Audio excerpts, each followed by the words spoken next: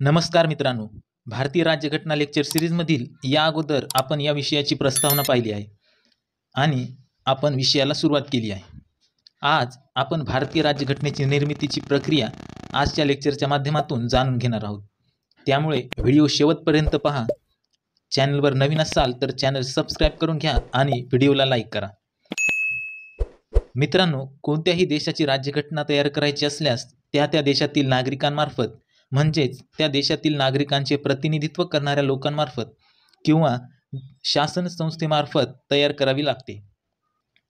त्याचप्रमाणे भारताची राज्यघटना तयार करण्यासाठी भारतीयांच्या प्रतिनिधींमार्फत एक संस्था तयार करून घटना निर्मिती करण्याची मान्यता भारतीयांना ब्रिटिश शासनाकडून मिळाली होती आणि त्यानुसार आपली भारतीय राज्यघटना तयार करण्यात आली.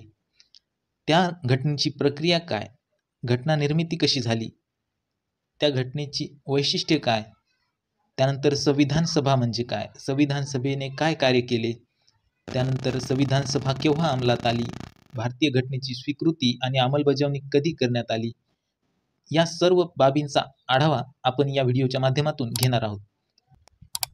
सर्वप्रथम आपण घटनेची पार्श्वभूमी जाणून घेऊया. मित्रांनो, भारत जेव्हा स्वातंत्र्य देखील झाला नव्हता, स्वातंत्र्य होण्याच्या पूर्वी ब्रिटिश सरकार हे भारतीयांसाठी कायदे तयार करत होते, बरोबर आहे. त्यासाठी ते भारतीय लोकांची परवानगी घेत होते का? नाही.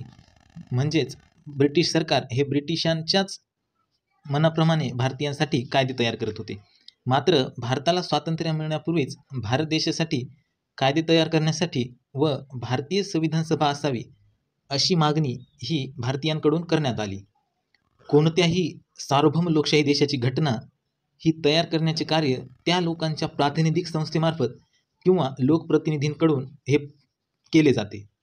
त्यामुळे भारतीयांची अशी मागणी होती की भारताच्या संविधान लिहिण्यासाठी किंवा भारताचे जे स्वतःचे संविधान आहे ते तयार करण्यासाठी भारतीयांची अशी स्वतःची एक संविधान सभा असावी. त्यामार्फत भारतासाठी घटना तयार करण्यासाठी अशी एक संविधान सभेची मागणी भारतीयांनी ब्रिटिश सरकारकडे केली.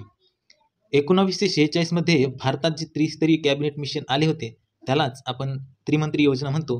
त्यामध्ये भारताची घटना ही भारतीयांनी तयार करावी यासाठी संविधान सभा स्थापन करण्याची तरतूद जी आहे त्यामध्ये करण्यात आली होती व त्यानुसार जे आहे जुलै 1946 मध्ये संविधान सभेच्या जागांसाठी निवडणुका त्यानंतर घेण्यात आल्या व भारतीय संविधान सभेच्या स्थापनेला त्यामार्फत सुरुवात झाली.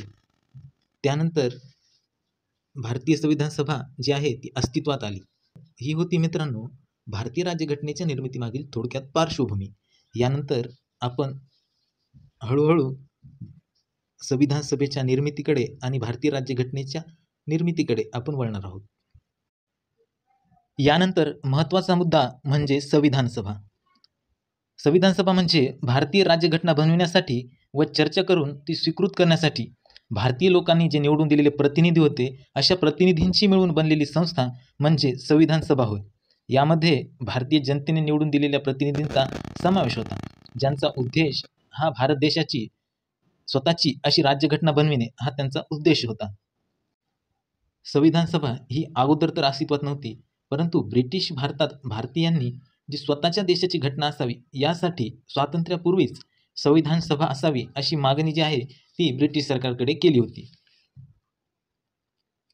आता आपण संविधान सभा या शब्दाचा उगम कसा झाला किंवा हा शब्द कुठून आला याबद्दल थोडक्यात माहिती पाहू. तर 1922 मध्ये महात्मा गांधी यांनी सर्वप्रथम संविधान सभा असा शब्दाचा उल्लेख न करता अशा सभेची जी आहे ती इनडायरेक्टली मागणी महात्मा गांधींनी केली होती. त्यानंतर 1934 मध्ये मानवेंद्रनाथ रॉय म्हणजेच M.N. रॉय हे भारतीय साम्यवादाच्या चळवळीतील एक महत्त्वाचे नेते होते. त्यांनी सर्वप्रथम भारत देशासाठी संविधान सभेची कल्पना जी आहे ती M.N. रॉय यांनी मांडली होती. म्हणजे M.N. रॉय यांनी कल्पना मांडली होती, जी सर्वात पहिले त्यांनी कल्पना मांडली. परंतु महात्मा गांधींनी जी आहे ती इनडायरेक्टली संविधान सभा असावी, परंतु त्यांनी संविधान सभा असा उल्लेख केला का? नाही, परंतु अशी सभा असावी असे त्यांनी मत मांडलं होतं. ठीक आहे. त्यानंतर जे आहे डिसेंबर 1934 मध्ये भारतीय राष्ट्रीय काँग्रेसने भारत देशासाठी राज्यघटना तयार करण्यासाठी संविधान सभा असावी अशी औपचारिक मागणी केली. त्यानंतर ऑगस्ट ऑफर लॉर्ड लिनलिथगो यांच्या काळात भारताची घटना ही मुख्यतः भारतीयांनी तयार करावी असे तत्त्व जे आहे ते ब्रिटिश शासनाकडून ऑगस्ट ऑफरद्वारे सर्वप्रथम मान्य करण्यात आले. म्हणजे या ठिकाणी जे आहे ब्रिटिशांनी भारताची घटना ही भारतीयांनीच तयार करावी हे तत्त्व मान्य करण्यात आले. त्यानंतर 1942मध्ये जेव्हा सर स्टीफर्ड क्रिप्स हे भारतात आले त्यावेळेस सर स्टीफर्ड क्रिप्स यांनी भारतीय राज्यघटना ही पूर्णतःच भारतीयांनीच तयार करावी हे तत्त्व मान्य करण्यात आले. म्हणजे 42मध्ये क्रिप्स मिशन आल्यानंतर त्यांनी काय मान्य केलं की जी भारतीय घटना आहे पूर्णतः भारतीयांनी तयार करावी, पूर्णतः भारतीयांनी तयार करावी असे तत्त्व जे आहे ते क्रिप्स मिशनने मान्य केले. ठीक आहे. त्यानंतर 1946मध्ये जी त्रिमंत्री योजना होती किंवा कॅबिनेट मिशन प्लॅन होता त्यानुसार बघा ब्रिटिश शासनाकडून मे 1946मध्ये जी कॅबिनेट मिशन प्लॅन किंवा त्रिमंत्री योजना जी जाहीर करण्यात आली होती त्यानुसार भारताच्या संविधान निर्मितीची तरतूद आहे ती त्यामध्ये करण्यात आली होती. म्हणजे भारतासाठी संविधान निर्मिती करण्याची तरतूद ही ब्रिटिशांनी 1946मध्ये त्रिमंत्री योजनेमध्ये करण्यात आली. समजते मित्रांनो? समजत असेल तर प्लीज व्हिडिओला लाईक करा आणि व्हिडिओ पूर्ण शेवटपर्यंत पहा. अत्यंत सोप्या शब्दात सांगण्याचा माझा प्रयत्न आहे. आता आपण संविधान सभेची निर्मिती पाहूया. 1946मध्ये जी त्रिमंत्री योजना किंवा कॅबिनेट मिशन भारतामध्ये आले होते त्यामधील तरतुदींमध्ये संविधान सभा व संविधान सभेची रचना यांच्या तरतुदी करण्यात आल्या होत्या. त्यानुसार प्रत्येक प्रांताला जे आहे साधारणतः 10 लाख लोकसंख्येमागे एक याप्रमाणे प्रांतांच्या लोकसंख्येनुसार जे प्रतिनिधित्व आहे ते देण्यात आले होते आणि सर्व समुदायांना यामध्ये प्रतिनिधित्व मिळावे त्यामुळे जागांचे विभाजन आहे ते मुख्यतः शीख, मुस्लिम व सर्वसाधारण म्हणजे जनरल अशा प्रकारे करण्यात आले होते. घटना समितीमध्ये एकूण 389 सदस्य असतील व त्यापैकी जे 292 सदस्य असतील ते ब्रिटिश प्रांतातील असतील आणि चीफ कमिशनर प्रांत म्हणजेच दिल्ली, अजमेर, मारवाड, कुर्ग व बलुचिस्तान या जे चीफ कमिशनरांचे प्रांत होते त्यांमधील 4 सदस्य व भारतीय संस्थानिकांचे 93 सदस्य असे एकूण 389 सदस्य असतील अशी तरतूद त्यामध्ये करण्यात आली. संविधान सभेची निवडणूक आहे ती जुलै 1946मध्ये 296 जागांसाठी जी आहे ती पार पडली. जुलै 1946मध्ये 296 जागांसाठी जी आहे ती निवडणूक पार पडली. 389 सदस्यांपैकी 296 सदस्य होते ते निवडणुकांमार्फत निवडून देण्यात आले. तर जे संस्थानांचे प्रतिनिधी होते ते नॉमिनेटेड पद्धतीने म्हणजे त्यांची नियुक्ती जी आहे ती संविधान सभेवर करण्यात आली. त्यामध्ये संस्थानिकांचे 93 प्रतिनिधी होते. जुलै 1946ला ज्या निवडणुका पार पडल्या होत्या त्यांचे निकाल घोषित करण्यात आले व त्यामध्ये मुस्लिम, शीख व सर्वसाधारण अशा प्रकारचे विभाजन करण्यात आले होते. त्यामध्ये जे आहे ते काँग्रेसने 208 जागा, मुस्लिम लीगने 73 जागा, अपक्षांनी 8 जागा तर इतर 7 पक्षांनी 1-1 अशा प्रमाणात जे आहे त्या जागांवर निवडणूक जिंकली होती.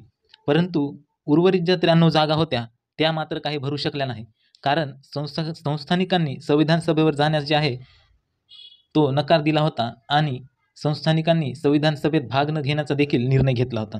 त्यामुळे बाकीच्या ज्या 93 जागा आहेत त्या देखील त्या भरू शकल्या नाहीत.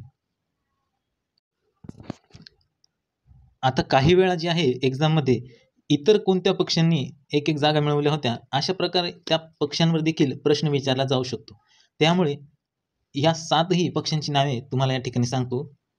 या 7 पक्षांमध्ये unionist party, unionist Muslim, Krishak Praja party, scheduled caste federation, union scheduled caste, Sikh जे गैर काँग्रेस होती आणि कम्युनिस्ट पक्ष अशा सर्व पक्षांनी आपापल्या 1-1 जागा या ठिकाणी जिंकल्या होत्या. त्यानंतर आपण पुढील भागाकडे वळूया.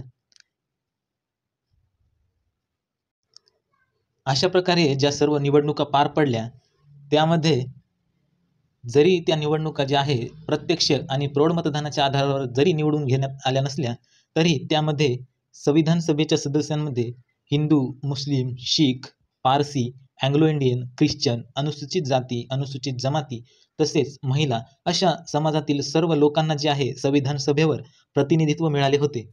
या ठिकाणी सर्व महत्त्वाचे जे नेते होते भारतामधील त्या सर्वांना हे संविधान सभेवर निवडून देण्यात आले होते.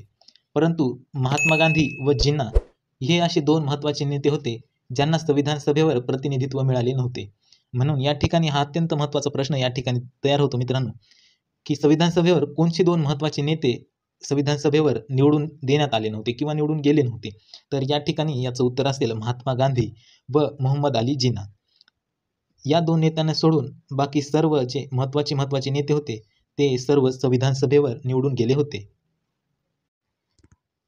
त्यानंतर सर्वात महत्त्वाचा जे प्रश्न आहे तो म्हणजे संविधान सभेवर निवडून गेल्या होत्या एकूण 15 महिला. त्या 15 महिलांची नावे मित्रांनो तुम्हाला स्क्रीनवर दिसत असतील.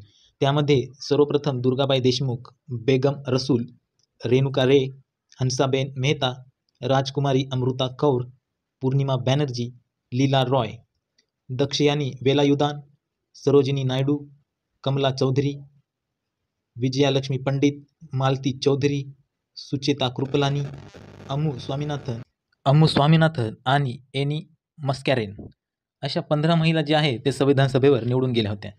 हा देखील या ठिकाणी देखील अत्यंत महत्त्वाचा प्रश्न या ठिकाणी विचारला जाऊ शकतो. 15 महिलांपैकी कोणत्याही महिलांचे देखील नाव जे आहे ते या ठिकाणी विचारले जाऊ शकतात. या 15 महिला आहेत त्या महिला ज्या संविधान सभेवर निवडून गेल्या होत्या. यानंतर आपण पाहणार आहोत संविधान सभेचे कामकाज कसे चालले होते. तर सर्वप्रथम पहा 9 डिसेंबर 1946 या दिवशी सकाळी 11 वाजता न्यू दिल्लीमधील कॉन्स्टिट्यूशनल हॉल म्हणजेच सध्याचा central hall of parliament house या ठिकाणी जे आहे संविधान सभेची पहिली बैठक भरली होती. या ठिकाणी या सभेला मुस्लिम लीगचे सदस्य जे होते ते हजर राहिले नव्हते. त्यामुळे केवळ 211 सदस्य जे आहे पहिल्या बैठकीला उपस्थित होते.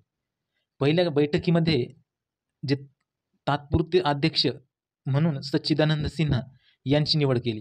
आता सच्चिदानंद सिन्हा यांचीच निवड का केली तर तात्पुरते अध्यक्ष निवडताना फ्रान्स या देशाच्या तरतुदीचे अनुकरण करत भारतीय संविधान सभेने ज्येष्ठतम सदस्य म्हणून सच्चिदानंद सिन्हा यांची निवड अध्यक्ष म्हणून केली. म्हणजेच सच्चिदानंद सिन्हा हे परमनंट अध्यक्ष होते का तर नाही, सच्चिदानंद सिन्हा यांची तात्पुरते अध्यक्ष म्हणून त्यांची निवड करण्यात आली होती. परंतु दुपारनंतर जे आहे सच्चिदानंद सिन्हा यांची तब्येत खराब झाली. त्यांची तब्येत खराब झाली होती म्हणून त्यांच्या जागी फ्रँक अँथनी यांची जी आहे दुपारनंतर तात्पुरते उपाध्यक्ष म्हणून निवड करण्यात आली. सच्चिदानंद सिन्हा यांनीच फ्रँक अँथनी यांची जे आहे नावाची शिफारस केली होती आणि जे.बी. कृपलानी यांनी सच्चिदानंद सिन्हा हे अध्यक्ष व्हावेत म्हणून त्यांच्या नावाची जी आहे शिफारस जे.बी. कृपलानी यांनी केली होती. अशा प्रकारे पहिल्या दिवशी एक तात्पुरते अध्यक्ष आणि एक तात्पुरते उपाध्यक्ष संविधान सभेने निवडले होते. संविधान सभेच्या पहिल्या दिवशीच म्हणजेच संविधान सभेचे जे पहिलं अधिवेशन होतं त्या अधिवेशनाला एकूण 9 महिला ज्या होत्या त्या उपस्थित होत्या. आणि सच्चिदानंद सिन्हा हे जे तात्पुरते अध्यक्ष होते त्यांनी तात्पुरते अध्यक्ष का होईना अध्यक्ष या नात्याने सर्वप्रथम अमेरिका, चीन आणि ऑस्ट्रेलिया या ज्या देशांकडून सदिच्छा आल्या होत्या त्या सदिच्छांचे त्यांनी वाचन केले होते. पहिली बैठक 9 डिसेंबर 1946ला जी भरवण्यात आली होती त्यामध्ये तुम्हाला सांगितल्याप्रमाणे 7 महिला पहिल्या बैठकीला उपस्थित होत्या. आता त्या उपस्थित महिला कोणत्या त्यामध्ये दुर्गाबाई देशमुख, सुचेता कृपलानी, मालती चौधरी, कमला चौधरी, सरोजिनी नायडू, दक्षयानी वेलायुधन, हंसाबेन मेहता, पूर्णिमा बॅनर्जी आणि लीला रॉय या ज्या 9 महिला होत्या त्या पहिल्या बैठकीच्या दिवशी हजर होत्या. त्यामुळे या महिलांची नावे देखील अत्यंत महत्त्वाची आहेत. आता 9 डिसेंबर 1946ला जी घटना समितीची पहिली बैठक भरली होती त्यामध्ये काय काय घडलं हे आपण पाहिले. आता यानंतर 11 डिसेंबर 1946 या दिवशी जी बैठक भरली त्या बैठकीमध्ये डॉक्टर राजेंद्र प्रसाद यांची जी आहे ती कायमस्वरूपी अध्यक्ष म्हणून निवड करण्यात आली. या अगोदर घटना समितीच्या पहिल्या बैठकीमध्ये डॉक्टर सच्चिदानंद सिन्हा यांची तात्पुरते अध्यक्ष म्हणून निवड करण्यात आली होती. परंतु 11 डिसेंबर 1946 या दिवशी भरलेल्या बैठकीमध्ये डॉक्टर राजेंद्र प्रसाद यांची कायमस्वरूपी अध्यक्ष म्हणून निवड करण्यात आली. आता डॉक्टर राजेंद्र प्रसाद यांची घटना समितीचे कायमस्वरूपी अध्यक्ष म्हणून निवड झाली होती. त्यानंतर घटना समितीचे घटनात्मक सल्लागार म्हणून सर B.N. राव यांची निवड करण्यात आली. सर बेनेगल नरसिंह राव असं त्यांचं पूर्ण नाव होतं. व्हाईसरॉय लॉर्ड वेवेल यांनी जे आहे सर B.N. राव यांची निवड केली होती. आणि 25 जानेवारी 1947 या दिवशी घटना समितीचे उपाध्यक्ष म्हणून H.C. मुखर्जी यांची निवड करण्यात आली. म्हणजेच आता संविधान सभेच्या दुसऱ्या बैठकीत कायमस्वरूपी अध्यक्ष म्हणून डॉक्टर राजेंद्र प्रसाद आणि उपाध्यक्ष म्हणून H.C. मुखर्जी यांची जी आहे ती निवड करण्यात आली. परंतु उपाध्यक्ष म्हणून या अगोदर जी निवड करण्यात आली होती ती फ्रँक अँथनी यांची तात्पुरती उपाध्यक्ष म्हणून निवड करण्यात आली होती. आणि 25 जानेवारी 1947 या दिवशी H.C. मुखर्जी हे उपाध्यक्ष म्हणून संविधान सभेवर निवडून देण्यात आले. त्यानंतर 13 डिसेंबर 1946 या दिवशी जवाहरलाल नेहरू यांनी संविधान सभेमध्ये एक उद्देशपत्रिका मांडली. त्या उद्देशपत्रिकेलाच उद्दिष्टांचा ठराव असे देखील म्हणतात. हा उद्दिष्टांचा ठराव जवाहरलाल नेहरू यांनी घटनात्मक संरचनेची मूलतत्वे आणि तत्वज्ञान यासाठी सादर करण्यासाठी त्यांनी उद्दिष्टांचा ठराव मांडला होता. हा ठराव मुस्लिम लीगचे सदस्य उपस्थित नसल्यामुळे हा ठराव पास करण्यासाठी वेळ लागला आणि 22 जानेवारी 1947 या दिवशी हा उद्दिष्टांचा ठराव घटना समितीने जो आहे तो पास केला. या ठिकाणी उद्दिष्टांचा ठराव कोणी मांडला हा देखील अत्यंत महत्त्वाचा प्रश्न या ठिकाणी तयार होतो आणि त्याचं उत्तर आहे जवाहरलाल नेहरू यांनी उद्दिष्टांचा ठराव मांडला. आणि तो पास केव्हा झाला तर 22 जानेवारी 1947 या दिवशी उद्दिष्टांचा ठराव जो आहे तो पास करण्यात आला. पंडित जवाहरलाल नेहरू यांनी या ठरावामध्ये घटनात्मक संरचनेची जी मूलतत्वे आहेत ती त्यांनी त्या ठरावामध्ये देण्यात आली होती. भारतातील सर्व जनतेला जे आहे सामाजिक, आर्थिक व राजकीय न्याय तसेच दर्जा व संधीची समता, न्यायाची समानता आणि कायदा व सार्वजनिक नैतिकतेचा मर्यादित विचार, अभिव्यक्ती, विश्वास, श्रद्धा, उपासना, व्यवसाय, कृती, संघटना यांची स्वातंत्र्य देण्याची हमी व शाश्वती या उद्दिष्टांच्या ठरावामध्ये देण्यात आली होती. त्यामुळे उद्दिष्टांचा ठराव हा अत्यंत महत्त्वाचा आहे. त्यानंतर आता आपण पाहूया संविधान सभेच्या रचनेत केलेले बदल. 3 जून 1947 रोजी जाहीर करण्यात आलेली जी माउंटबॅटन योजना होती त्या माउंटबॅटन योजनेच्या आधारावर 5 जुलै 1947 रोजी ब्रिटिश पार्लमेंटने भारतीय स्वातंत्र्याचा कायदा 1947 या कायद्याला 1947च्या जुलैमध्ये 18 तारखेला राजसत्तेची मान्यता मिळाली. या कायद्याने भारत व पाकिस्तान ही जी 2 राष्ट्रे आहेत ती निर्माण करण्यात येऊन त्या दोन्ही राष्ट्रांना आपापल्या राज्यासाठी कायदे करण्याचे अमर्यादित अधिकार जे आहे ते देण्यात आले होते. परंतु त्या अगोदर 28 एप्रिल 1947 रोजी आहे बडोदा, बिकानेर, पटियाला, रेवा, जयपूर आणि उदयपूर या 6 संस्थानिकांच्या प्रतिनिधींनी जे आहे ते संविधान सभेमध्ये प्रवेश केला होता. माउंटबॅटन योजना जी जाहीर झाल्यानंतर उर्वरित संस्थानिकांच्या प्रतिनिधींनी आणि त्या प्रदेशातील मुस्लिम लीगच्या प्रतिनिधींनी देखील आपापल्या जागा ज्या आहेत त्या ग्रहण केल्या होत्या. त्यानंतर भारतीय स्वातंत्र्याचा कायदा 1947 नुसार जे आहे संविधान सभेला 3 महत्त्वाचे अधिकार देण्यात आले. घटना समितीला हे पूर्णतः सार्वभौम बनवण्यात आले. त्यामुळे घटना समितीला जे आहे ते अमर्यादित अधिकार देण्यात आले व कोणत्याही प्रकारची घटना तयार करण्याचा अधिकार तिला प्राप्त झाला. आणि ब्रिटिश पार्लमेंटने जे भारतासाठी कोणतेही कायदे केले होते त्या कायद्यात सुधारणा किंवा बदल करण्याचा किंवा ते कायदे जे आहेत ते रद्द करण्याचा अधिकार भारतीय स्वातंत्र्याचा कायदा 1947 नुसार घटना समितीला बहाल करण्यात आला. तसेच संविधान सभेला कायदेमंडळाचे पूर्ण अधिकार हे देण्यात आले. म्हणजेच संविधान सभेला एकूणच कायदेमंडळाचा जे दर्जा होता ते दिला. त्यामुळे झालं असं की स्वातंत्र्य भारतासाठी घटना निर्मिती करणे आणि देशासाठी कायदे करणे असे दोन्ही कामे जे आहे ती संविधान सभेला पार पाडण्याचे अधिकार मिळाले. आता बघा, घटना समितीला संसदेचा किंवा कायदेमंडळाचा दर्जा प्राप्त झाल्यामुळे संविधान सभेला देशासाठी काम करणे आणि स्वतंत्र भारतासाठी जी घटना निर्मिती आहे ती तयार करणे अशी दोन्ही प्रकारची कामे घटना समितीवर किंवा संविधान सभेकडे देण्यात आली. अशा दोन्ही प्रकारची जेव्हा कामे घटना समितीकडे सोपविण्यात आली तेव्हा ही दोन्ही कामे जी आहेत ती वेगवेगळ्या दिवशी पार पाडावी लागत असत. त्यामुळे झालं असं की संविधान सभेची जी बैठक होती जेव्हा घटना निर्मितीच्या कामासाठी होत असे तेव्हा जे आहे डॉक्टर राजेंद्र प्रसाद हे त्या समितीचे अध्यक्ष म्हणून कार्य करत होते. आणि जेव्हा देशासाठी कायदे करण्याच्या कार्यासाठी संविधान सभा काम करायची त्यावेळेस ग वा मावळणकर हे ते कायदेमंडळाचे अध्यक्ष म्हणून काम पाहायचे. अशा कायदे करण्याच्या कामामुळेच किंवा कायदे करण्याच्या कार्यामुळे संविधान सभा हीच भारताची जी आहे ते पहिलं कायदेमंडळ म्हणून ठरली. संविधान सभा हीच भारताचे पहिले कायदेमंडळ म्हणून ठरली. आणि कायदेमंडळ म्हणून काम करताना जे जी व्ही मावळणकर तिचे अध्यक्ष म्हणून कार्य करत होते त्यांना 27 नोव्हेंबर 1947 रोजी जे आहे ते संविधानावर किंवा कायदेमंडळाचे अध्यक्ष म्हणून त्यांची निवडणूक करण्यात आली. संसदेचे पहिले अध्यक्ष म्हणून ग वा मावळणकर यांची जी आहे ती निवड करण्यात आली. त्यानंतर घटना समितीने 26 जानेवारी 1950 ते मार्च 1952 पर्यंत जे आहे संविधान सभेने तात्पुरती संसद म्हणून जे आहे काम केलं आहे. या ठिकाणी 1952 म्हणजेच ज्या पुढच्या निवडणुका होईपर्यंत आणि कायदेमंडळ बनेपर्यंत ग वा मावळणकर यांनी अध्यक्ष म्हणून तर तात्पुरती संसद म्हणून संविधान सभेने काम केले. भारतीय स्वातंत्र्याचा कायदा 1947 या कायद्याची प्रमुख वैशिष्ट्ये जी आहे या ठिकाणी आपण पाहूया. पहिलं वैशिष्ट्य म्हणजे ब्रिटिश सरकारने केलेला हा शेवटचा कायदा होता.